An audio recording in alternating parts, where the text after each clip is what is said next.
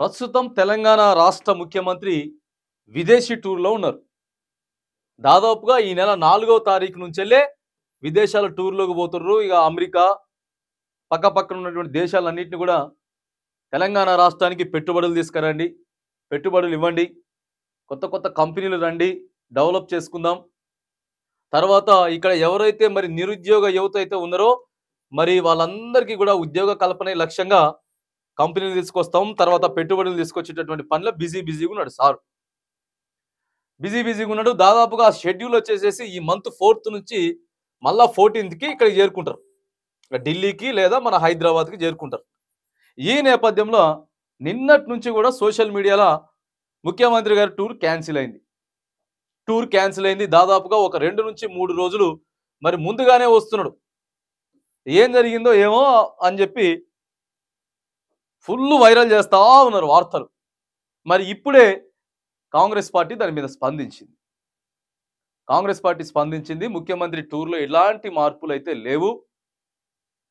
కానీ విమర్శలు ఎట్లా వస్తా ఉన్నాయంటే, మరి ట్రోల్స్ ఎట్లా వస్తున్నాయనంటే, ఇక్కడ టీపీసీసీ తెలంగాణ టీపీసీసీ అధ్యక్ష పదవి ఏదైతే ఉందో దానికోసం 15వ తారీఖు ఎన్నిక జరగబోతా ఉంది. ఇక తెలంగాణ నుంచి ఆశావాహులు ఎవరైతే ఉన్నారో మొత్తం ఢిల్లీ బాట పట్టిండ్రు.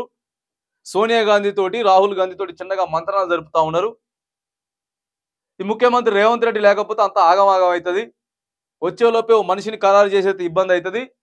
మరి ముఖ్యమంత్రి మనిషి కోసమే ముఖ్యమంత్రి రేవంత్ రెడ్డి ఆడికెళ్ళి 2 రోజులు టూర్ క్యాన్సిల్ చేసుకొని హైదరాబాద్కు వస్తుందని చెప్తున్నటువంటి నేపథ్యంలో మరి ఆ పార్టీ అయితే చెప్తా ఉన్నది, క్లారిటీ ఇస్తా ఉన్నది.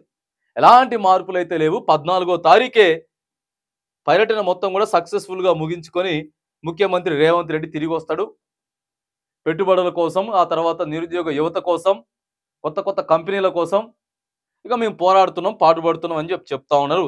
చూడాలా మరి సారు ఎన్ని కంపెనీలు తీసుకొస్తారో, ఎన్ని పెట్టుబడులు తీసుకొస్తారు, తర్వాత ఎన్ని వేల మందికి ఉద్యోగాలు నిరుద్యోగాలకు తీసుకొస్తారు. ఎందుకంటే జనవరి ఫిబ్రవరిలో కూడా పోయింది సార్ వాస్తవం.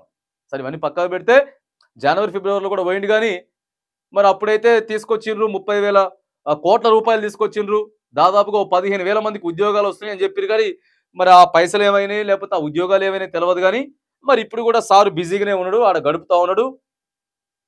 టూర్ అయితే క్యాన్సిల్ కాలేదు. మళ్ళీ పెట్టుబడులు, మళ్ళీ ఉద్యోగాలు, మళ్ళీ కొత్త కంపెనీలు అని చెప్తా ఉన్నారు. ఇక మరి వేచి చూడాలా. తెలంగాణ రాష్ట్రం డెవలప్ అయితే మంచిదే. మరి ఇక ఎప్పుడు వస్తుండు, 2 రోజుల ముందు వస్తుండు, పోతుండు, ఈ రాజకీయాలను పక్కగా పెడితే ముఖ్యమంత్రి గారు మరి మంచిగా పర్యటన ముగించుకొని మన తెలంగాణ రాష్ట్రానికి నిరుద్యోగ యువత కోసం మంచి మంచి కంపెనీలు తేవాలని చెప్పి కూడా మనం కూడా ఆశిస్తా ఉన్నాం.